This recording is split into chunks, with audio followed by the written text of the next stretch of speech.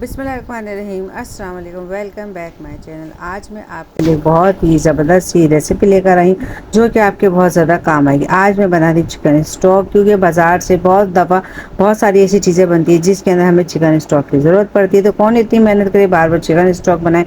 तो आप एक ही दफ़ा इस तरीके से चिकन स्टॉक बना के फ्रीज़र में सेव कर सकते हो, जब दिल चाहे इस्तेमाल करें।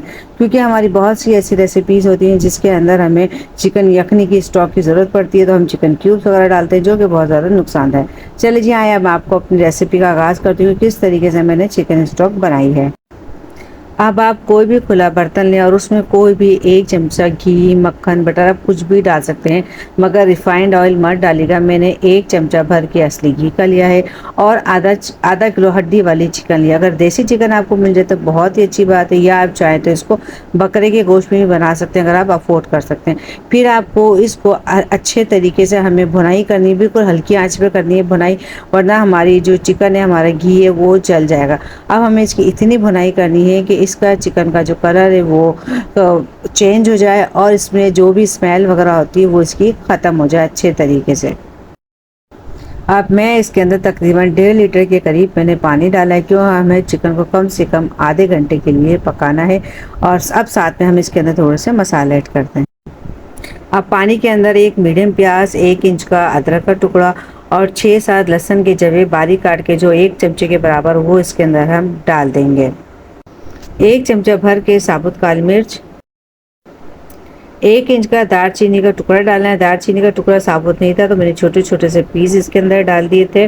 और फिर हम 6 से 7 लौंगे और 2 बड़ी इलायची इसके अंदर डाल देंगे।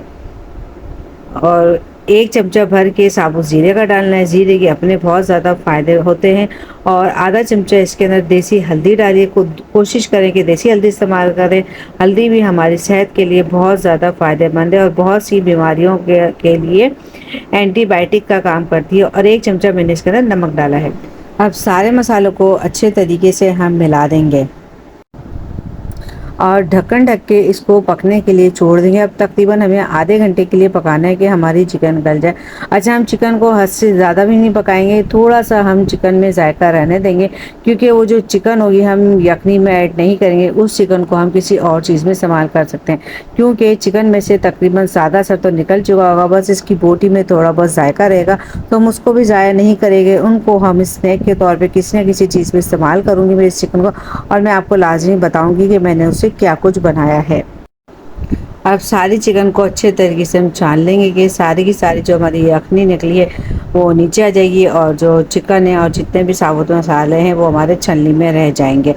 अब ये जो चिकन स्टॉक जो हम बना रहे हैं, क्योंकि अभी ज़रा पतली है, इतनी सारा को सेव करना मुश्किल होगा, तो हम इसको चूल्हे के ऊपर चढ़ा के दोबारा से पकने के लिए छोड़ देंगे और इसको हम कम करेंगे ताकि थोड़ी रह जाए और इसको सेव करने में हमें आसानी हो।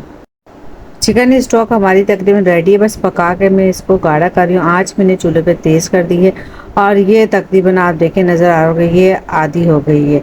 और इसकी जो हमने चिकन थी उसको हमने रेशे रेशे कर लिया था। इस चिकन को भी हम ज़ाया नहीं करेंगे, इसके अंदर अभी भी थोड़ा बहुत जायका शामिल है और इससे हम बहुत सारी चीज़ें बनाएंगे, यानी इनसे बहुत सारा स्नैक्स बना सकते हैं, वो भी मैं आपके साथ इंशाल्लाह शेयर करूँगी।